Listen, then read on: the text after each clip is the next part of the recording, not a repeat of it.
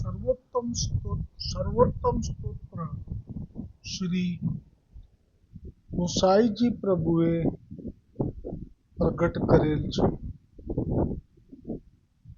જેમાં શ્રી મહાપ્રભુજી વલ્લભાચાર્યજીના 108 નામ પ્રગટ કરેલ છે.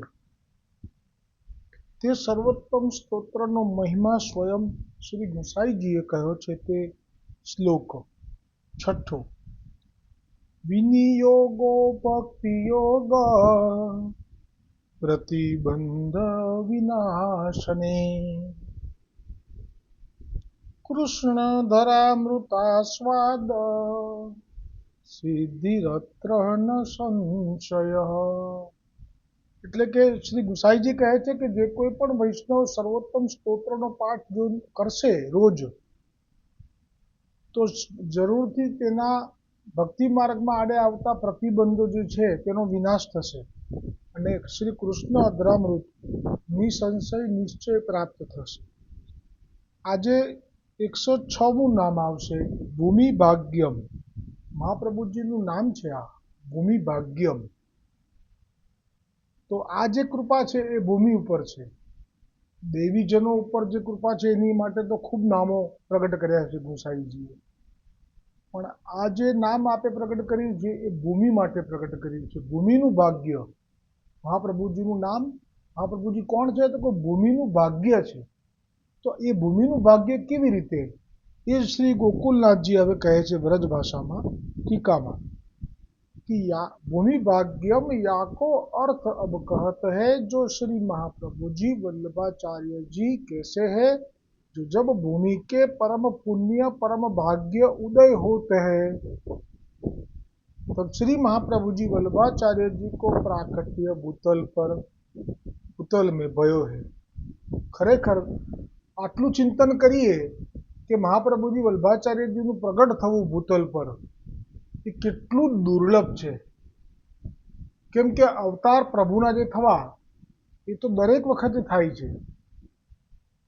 જે પ્રભુના અંશ અવતારો કહેવાય છે એ તો વારંવાર થાય છે. અરે કૃષ્ણ અવતાર પણ વારંવાર થાય છે. ભૂમિનું ભાગ્ય એવું મહાપ્રભુજીનું નામ જે છે એની પાછળ આટલો હાર્દ રજૂ કરું છું કે શ્રી કૃષ્ણ પણ દર કલ્પના 28મા દ્વાપરમાં પ્રગટે છે, પણ મહાપ્રભુજી પ્રગટ નથી થતા. મહાપ્રભુજી પ્રગટ થાય એવું ક્યારે બને કે જ્યારે સાક્ષાત ગોલોકપતિ આજ્ઞા કરે. કેમ કે આપ સ્વામીની છે એ આપના સ્વામી છે. જ્યાં સુધી સ્વામી ન કહે ત્યાં સુધી સ્વામીજી પ્રગટ ન થાય. અને ઠાકોરજી શા માટે ઈચ્છે કે સ્વામીજીને શ્રમ પડે? એટલે એમનો અવતાર બહુ દુર્લભ છે. સારસ્વત કલ્પમાં મહાપ્રભુજી વલ્લભાચાર્યજી જે પ્રગટ થયા હતા, હવે પછી કલ્પ કેટલા પસાર થયા ગણતરી કરો. એમાં કેટલી બધી વખત અવતારો થયા રામકૃષ્ણના. રામના અવતારો પણ દર કલ્પમાં થાય છે. મેં એનો પણ અભ્યાસ કર્યો છે શાસ્ત્રોમાં. પ્રમાણ છે મારી પાસે કે આ વખતે જે રામ અવતાર થયો એની પૂર્વે જ્યારે રામ અવતાર થયો હતો ત્યારે સાક્ષાત વિશ્વામિત્રજી એ પણ સ્વયંવરમાં સીતાજીને વરમાળા પહેરાવવા માટે સ્વયંવરમાં ગયા હતા. મોહિત થઈ ગયા હતા સીતાજીથી. આ પ્રસંગ આ વખતે નથી, એ વખતે છે. અને બીજું પ્રમાણ, જ્યારે હનુમાનજીને અનેક વીંટીઓ દેખાય છે ત્યારે કહે છે કે આ કેમ આટલી બધી? તો કહે છે કે જ્યારે પણ રામજી પ્રગટ થાય છે ત્યારે હનુમાનજી તમે આ વીંટી આવી રીતે રામજી સરકાવી દે છે. કેમ કે પેલો કાલદેવ આવ્યા છે, યમરાજા પોતે, અને કહ્યું છે કે બહારથી કોઈને અંદર આવવા નહીં દેવાના. જો આવશે અને જેની પર દ્રષ્ટિ મારી પડશે એની હત્યા તમારે કરવી પડશે. એટલે બહાર લક્ષ્મણજીને ઠાડા કરી દીધા, કારણ સમજાવી દીધું. તે જ વખતે દુર્વાસાજી આવ્યા. આ બધું જાણી જોઈને થયું. દુર્વાસાજીને અંદર મોકલવા એ તો બહુ મોટો અનર્થ થાય, એટલે સ્વયં લક્ષ્મણજી અંદર પધાર્યા. એટલે યમરાજની દ્રષ્ટિ પડી. એટલે વચન પ્રમાણે રામજીએ હવે લક્ષ્મણને મારવા પડે. પણ રામજીએ લક્ષ્મણને મારવા માટે એટલું જ કહ્યું કે મેં તારો ત્યાગ કર્યો. આ બધી લીલા જે થઈ એમાં લક્ષ્મણજીએ તો પછી હવે જીવનમાં કશું રહ્યું નહીં, એટલે આપે આપના બ્રહ્મરંધ્ર માર્ગથી યોગ શક્તિથી પોતાનો દેહ છોડી લીલા પ્રાપ્તિ કરી લીધી. તે વખતે હવે હનુમાનજીને પણ વિરહ થવાનું છે. એ વખતે આ પ્રસંગ છે કે ત્યારે જ હું ભૂલી ગયો છું. મને લાગે છે આ એ જ વખતે છે. એટલે જે આપને દૂર કરવા હતા હનુમાનજીને એ સમયે કે જે કાલદેવ યમરાજા આવે અને આવી રીતે રામજીને મનુષ્ય દેહ છોડવા માટેની આજ્ઞા કરે કે હવે આપને મનુષ્યના દેહમાં કંઈ લાંબુ ના રહેવાય, આ પૃથ્વીના નિયમો તમારે પાળવા પડે એવું કહેવા આવે તો હનુમાનજી જો હશે તો એ કાર્ય નહીં થાય. યમરાજને પણ ભોગવવું પડશે હનુમાનજીનો ક્રોધ. એટલે આપે ચતુરાઈપૂર્વક હનુમાનજીને દૂર કરવા માટે એક વીંટી એ પાતાલમાં એક છિદ્રમાં પધરાવી દીધી અને કહ્યું કે અજાણતા પડી ગઈ, જા હનુમાન લઈ આય. હનુમાનજી પાસે તો બધી સિદ્ધિઓ હતી એટલે સૂક્ષ્મ રૂપ લઈને ઉતર્યા ત્યારે આ પ્રસંગ છે. જ્યારે પહોંચ્યા ત્યારે અનેક વીંટીઓ હતી. તો ત્યાં શું? તો કે દર વખતે જ્યારે જ્યારે પણ રામજી આવી રીતે તને દૂર કરવા માટે લીલા કરવી હોય, દેહ છોડવા માટે જે કાલદેવ આવે તે વખત પૂરતી, ત્યારે આવી રીતે વીંટી નાખે છે. એટલે કેટલા અવતાર થયા? તો આ બધા અવતારો વારંવાર થાય છે. પણ મહાપ્રભુજીનું પ્રાગટ્ય એ બહુ દુર્લભ છે. શું ભાગ્ય છે! આટલું વિચારીએ ને ખાલી કે મહાપ્રભુજી સારસ્વત પછી અત્યારે પ્રગટ થયા એ એવા છે કે સાક્ષાત પંઢરીનાથે કહેવું પડ્યું વિઠ્ઠલનાથજીએ આપના અનન્ય ભક્ત પુંડરીકને કે તું લીલાનો છું પણ તારે રાહ જોવી પડશે જ્યાં સુધી મહાપ્રભુજી નહીં પ્રગટે ત્યાં સુધી. કેટલું મોટું મહાત્મ્ય છે મહાપ્રભુજીનું. અને આ જ મહાપ્રભુજી હજી હમણાં પ્રગટ થયા છે. અને આ મહાપ્રભુજીએ દૈવી જીવોને તો એવું આપ્યું છે કે હવે એ લોકોને બધા દોષોથી મુક્ત કર્યા છે. અને આ મહાપ્રભુજીએ સંસારની બાધાથી પણ જીવોને મુક્ત કર્યા છે. આ મહાપ્રભુજીએ સર્વ જે અન્ય દેવી દેવતાઓ છે એમનો આશ્રય નહીં કરો તો પણ એ દેવી દેવતાઓ તમારી પર અપ્રસન્ન નહીં થાય એના પ્રમાણો આપીને એમને નિર્ભય કર્યા છે. હજી તો હમણે જ આ પધારી ગયા છે 500 વર્ષ પહેલા, જેમનું પધારવું જ બહુ દુર્લભ છે. એવા મહાપ્રભુજીએ આપણને અંગીકાર કર્યા છે. તો એનો જે ફ્રેગ્રન્ટ છે વલ્લભના પધારવાની, એ જો આવો તાપ કરીએ તો એ આજે અનુભવાય કે ના એ છે હમણે જ, હજી તો જસ્ટ 550 વર્ષ પહેલા આપનું પ્રાગટ્ય છે. એટલે ગોકુલનાથજી કહે છે कि महाप्रभु जी आप कैसे हैं जो जब भूमि के परम पुण्य परम भाग्य उदय होते हैं तब श्री महाप्रभु जी वल्लभाचार्य जी को प्रागट्य भूतल में भयो है. ताते भूमि के पुण्य पूर्ण पुण्य फल के ऊपर उदय करता श्री महाप्रभु जी वल्लभाचार्य जी आप हैं. सो अभिप्राय कारण यह है जो भूमि है सो भक्त रूप है. હવે શા માટે ભૂમિ ભાગ્ય મહાપ્રભુજીનું નામ છે? તો ભૂમિનું ભાગ્ય એવું કયું ભૂમિનું ભાગ્ય છે એની પર આપ હવે વિશેષ વર્ણન કરે છે કે ભૂમિ સ્વ એક ભક્ત रूप है. जाते भक्त को भगवद धर्म भगवद भक्ति भगवद सेवा भजन भूमि को अत्यंत प्रिय है. सो मायावादी आदि अनेक भगवद विमुख धर्म के आचरण करता जब प्रकट भये ता करी मायावादी को बहुत विस्तार भयो. એટલે આપણા વલ્લભની પધાર્યા પછીની જે કૃપા છે આપણને નથી દેખાતી પણ વાસ્તવમાં ખૂબ છે. એ કઈ છે? તો કહે છે કે આપ જ્યારે પ્રગટ થયા તેની પહેલા સુધીમાં આ ભૂતલ ઉપર માયાવાદીઓ એટલે કે ભગવાનને ન માનનારા, કુદરતને માને, પ્રકૃતિને માને, એમની પાસેથી રિદ્ધિ સિદ્ધિઓ બધી પ્રાપ્ત કરે એ બધું સાચું, પણ ભૂમિ એ તો ભક્ત છે. આમ તો ભૂમિ એ સ્ત્રી છે ભગવાનની, એટલે એ ભજે છે ભગવાનને. અને જે કોઈ ભજતા હોય ભક્તો એ ભૂમિને પ્રિય છે એટલે ભૂમિ પ્રસન્ન રહે છે.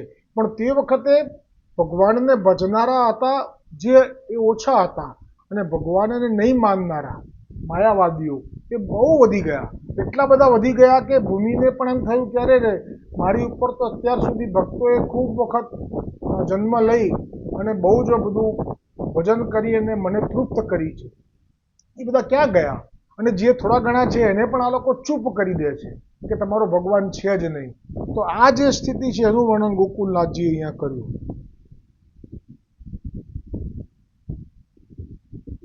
માયાવાદી આદિ અનેક ભગવદ વિમુખવાદ કો ખંડન કર્યો. એટલે જ્યારે ભૂમિએ જોયું હા કે જે ભૂમિનો જે સ્વભાવ છે એમાં એને ભગવદ ભક્તિ, ભગવદ સેવા, ભગવદ ભૂમિને અત્યંત ભજન, ભૂમિને એટલે કે પૃથ્वी देवी બહુ प्रिय છે। सो मायावादी आदि और अनेक भगवद विमुख धर्म के आचरण करता जब प्रकट भये ता करी मायावादी को बहुत विस्तार भयो और भक्ति मार्ग उच्छिन्न भयो ताते भूमि तो भक्त है सो भक्ति के उच्छिन्न भये ते भूमि अत्यंत दुखी भई हती। असुर रूपी मायावादी के संबंध भये थे। सो जब श्री महाप्रभु जी वल्लभाचार्य जी भूतल पर प्रकट भये तब भूमि को भाग्य उदय भयो। सो कहे थे जो श्री महाप्रभु जी वल्लभाचार्य जी प्रकट होई मायावादी आदि अनेक भगवद विमुखवाद को खंडन करी साकार ब्रह्मवाद प्रकट करी स्थापन करी पुष्टि भक्ति मार्ग प्रकट करी भगवद भजन भगवद शिवादिक भगवद धर्म प्रकट करी भक्ति को विस्तार किए ता करी भूमि को क्लेश हूँ गयो और भाग्य हूँ उदय भयो। भूमि भाग्यम ए नाम महाप्रभु जी नु आ कारणे प्रकट कर्यु छे श्री गुसाई जी एवं गोकुलनाथ जी कहे छे।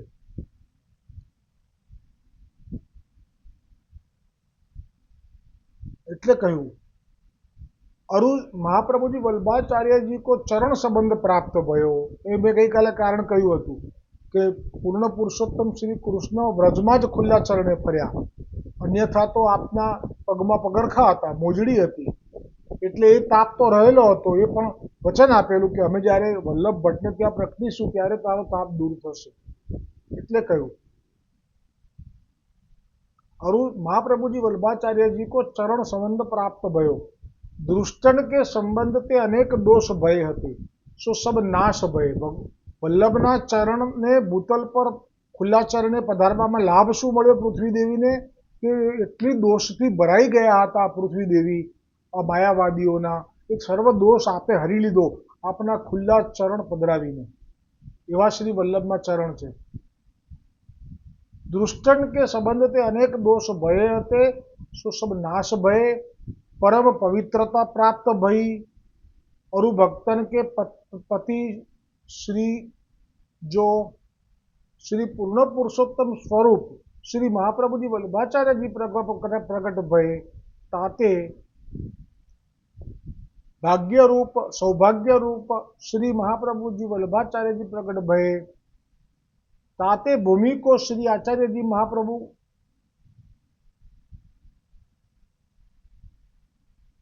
श्री आचार्य जी महाप्रभु प्रकट भये ते परम आनंद हर्ष प्राप्त भयो। भूमि को जो मेरे ऊपर श्री आचार्य जी महाप्रभु जी की स्थिति भई है यह जताइवे के लिए यह नाम कहे जो भूमि भाग्यम।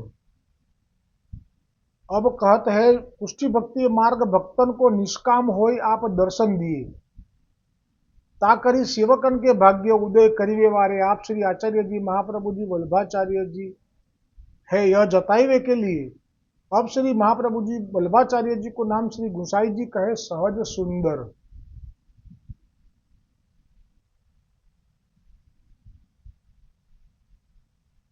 हवे जे वैष्णवने लाभ आप्यो आपे सहज सुंदर एवा दर्शन आप्या ये नाम है आपनु वल्लभनु सहज सुंदर। हवे गोकुलनाथ जी आ सहज सुंदर नाम पर टीका आवतीकाले करशे। आ जे नाम है 107मुं छे बस पछी छेल्ले 108मुं नाम आवशे ने पछी हजी पण चालशे एक बे दिवस केम के गोकुलनाथ जी आप पण आ टीका रचता रचता क्यांक आपनाथी कंईक क्षति थई होय एम आपनी जे दीनता प्रगट करशे। साथे साथे आ सर्वोत्तम स्तोत्रनो पाठ तो आज्ञा करशे कि नित्य करवो जोईए।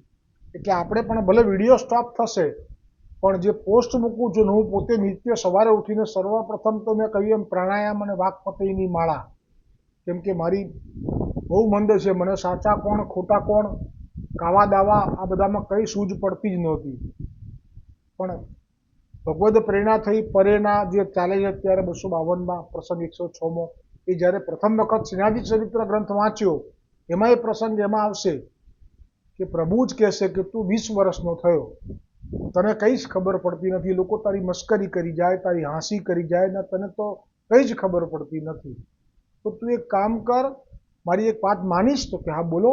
અપ્સરા કુંડ પાસે જ્યાં મુકામ કર્યો ત્યાં શ્રીનાથજી ચરિત્રમાં જે આ લીલા છે એ અલગ છે થોડી. હરિરાયજીએ બહુ જ વિસ્તારથી વર્ણન કરી છે.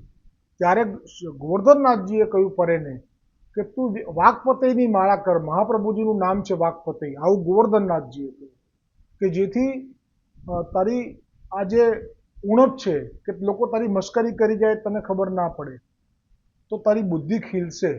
તો એ પ્રસંગથી પછી મેં પણ નિયમ કર્યો છે, રોજ સવારે પ્રાણાયામ અને એક વાઘપતય નામની માળા, આટલું હું કરવાનું. બાકી હરતા ફરતા લેવાય તો જરૂર લેવું, બીજું ચિત્ત ના જાય એના માટે ભગવાનને પ્રાર્થના કરું.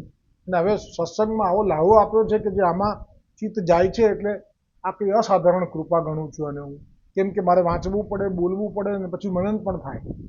તો જે વાત છે મૂળ, કે જે આ શ્રીનાથજી ચરિત્રમાં જે આવે છે પરેનો પ્રસંગ, વાઘપતયની માળા તું કરીશ?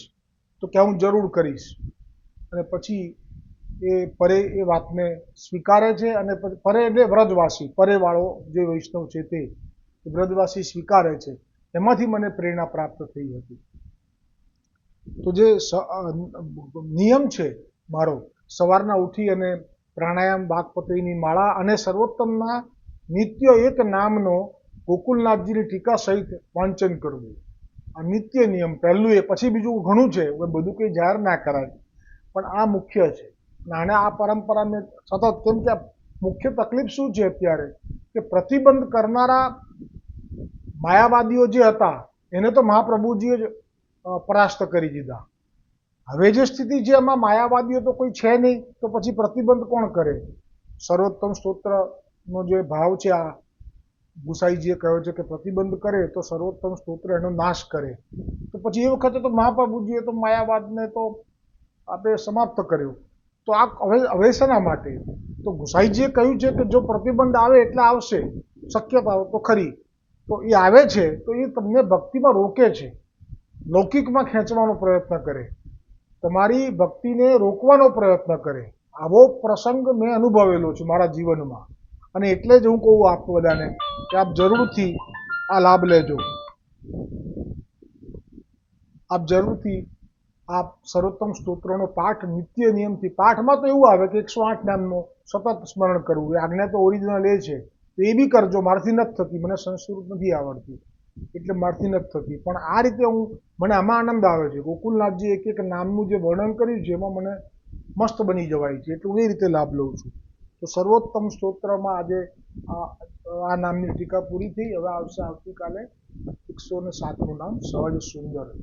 બોલો શ્રી वल्लभाधीश की जय हो, गुसाई जी परम दयाल की जय हो, गोकुलनाथ की जय हो, सर्वोत्तम स्तोत्र की जय हो, भूमि भाग्यम की जय हो।